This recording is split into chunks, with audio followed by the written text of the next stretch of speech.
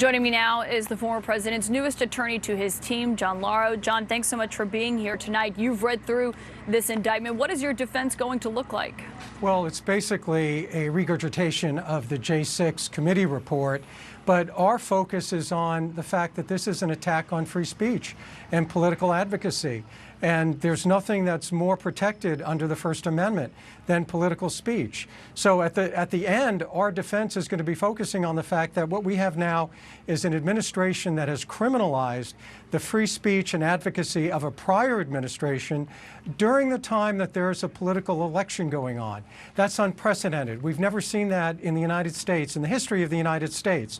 So literally what we have is an attack, and really an effort to not only criminalize but also censor free speech. Donald Trump had every right to advocate for his position. While he was president, he saw irregularities, he saw deficiencies in the election process. He raised those. He was being told under oath by people around the country that there were problems with the election. He also saw in real time that the rules were changing without the state legislatures weighing in.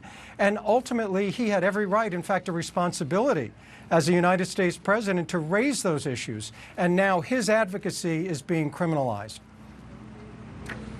Well, those are secretaries of state who were making those changes in those states because of the pandemic that was happening. You talk about free speech. Jack Smith noted Trump's right to free speech and to contest the election results. But what he says in this indictment is that when that did not work, the defendant, your client, pursued unlawful means of discounting legitimate votes and subverting the election results, and that is why he is being charged here, not because of anything related to free speech. Yeah, but that's factually inaccurate, because the ultimate request that Mr. Trump made to Vice President Pence was pause the vote counting, allow the states to weigh in ultimately and audit or recertify.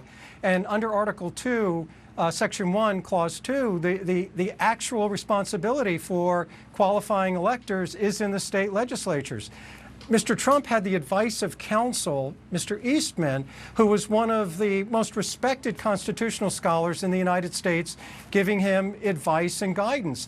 That's pure politics. You may disagree with it, and people have spirited arguments about the law all the time, and that's why lawyers are in business. But we've never had a situation where a spirited debate about the Constitution has become a criminal case. What's going to happen when there's a Republican administration? Is there going to be an effort to criminalize speech by Democrats? Is there going to be an effort to characterize something that a Democrat politician says that's not, that doesn't meet some kind of truth standard at the Department of Justice, that's going to be the subject of a criminal indictment? We've now entered a constitutional abyss as a result of this indictment. But, John, I should note that you're saying that he was just asking him to send them back. No, I was just talking to the chief of staff who was with Pence that day. He said he was being asked to do something illegal that Pence did not have the right to do, to reject them. And you mentioned the attorneys there that you say, John Eastman, he's a co-conspirator in this indictment, I should note. And the indictment lists all of the people who told Trump that his claims about election fraud weren't true, including the vice president, senior Justice Department leaders, the Director of National Intelligence, CISA, which of course is in charge of making sure elections in the U.S. are secure, senior White House attorneys, campaign staffers, state legislators that you just mentioned there, and the courts. Right. What was not true? That there were states where ballots were sent out without people asking for them, where there were changes in verification, where there were instances where ballots were not being supervised at drop-off places. The president was told, given advice, that under these circumstances, the state legislatures have the ultimate ability to qualify electors. He followed that advice. Now, you may disagree as to whether or not those things actually occurred or not. That's why we have political debate. We don't have criminal trials over that.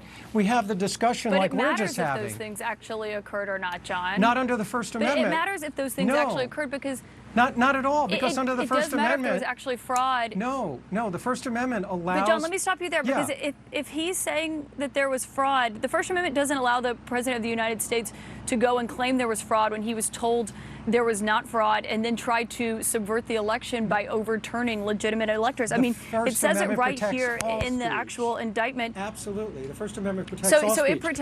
If we're going to have a situation where the Department of Justice is going to fact check politicians and indict politicians for political speech and whether or not they're factually accurate, then this country will shut down politically, because it's a never-ending cycle of tit for tat. And that's the risk of injecting politics into the criminal justice system. So right now, people disagree with President Trump. What's going to happen 4 years from now if somebody disagrees with President Biden in terms of what he said during the election? That's why we don't criminalize political speech. Political speech under the First Amendment has an almost absolute protection. Nobody gets to judge whether it's true or not, except the American people. And But we do John, that in an election. We do that in an election. We do that in the case of a president by impeachment. But we don't indict people John, for speech. I got to stop you there. But Trump is not being indicted for lying here. He is being indicted for using unlawful means of discounting legitimate votes and trying to subvert the election results. Well, what's the unlawful means? There was an effort to get alternate electors. That he was trying to overturn which is a protocol fake electors who were not legitimate. That was used in 1960 by John Kennedy. And it was a protocol that was constitutionally accepted.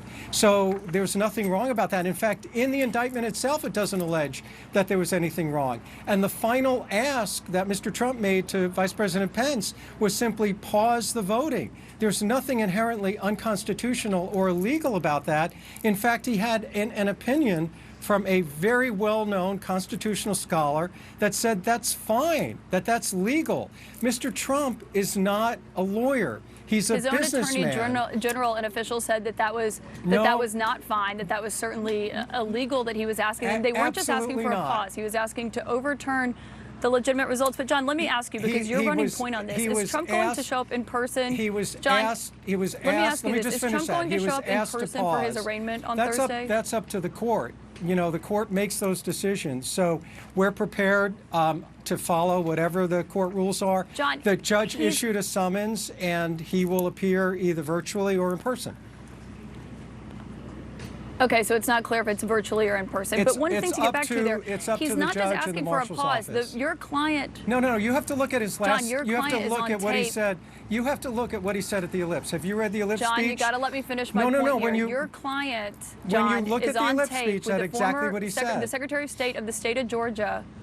John, you got to let me finish my point here. I'm letting you finish your point. Absolutely. But your client ahead. is on tape with the Secretary of State from the state of Georgia asking him to find him one more vote than he would need to win the state. That's not asking for a pause. He's asking for votes that he did not get in that election. He was asking for the Secretary of State to identify votes that were not counted properly and factor that in. And by the way, that discussion took place with dozens of people on a phone call with lawyers involved, and no one was suggesting doing anything illegal. And no one during that call said, Mr. President, that's beyond the bounds.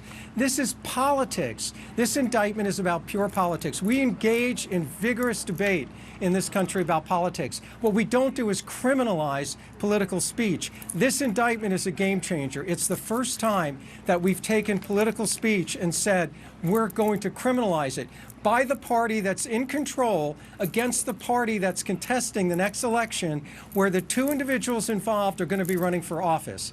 That is an incredible set of circumstances. John, if you believe that you have a good defense here for your client, do you believe that this trial should happen before the 2024 election? It should not interfere with the election, but really what the indictment has done is identify 7 states but should it happen before the election? Where there were irregularities. I need to look at what so-called evidence is going to be presented. I could see this trial lasting 9 months or a year, but it's going to take. Mr. Trump is entitled to a defense. The government has had 3 years to investigate this, and now they want to rush this to trial in the middle of a political season. What does that tell you? We deserve as much time as any American citizen to defend on these issues as anyone else. And for the government to have 3 years to do it and then expect us to do it in 3 weeks or 4 weeks is just ridiculous. Every single person in the United States is entitled to due process, including the former president. Okay, John. Well, just notable given your client was saying, that they took too long to make these charges. But John Lauro, thank you for joining us. I know that we will see you I hope to see many you again. times going forward as you are representing the former president in this case. Anderson, back to you.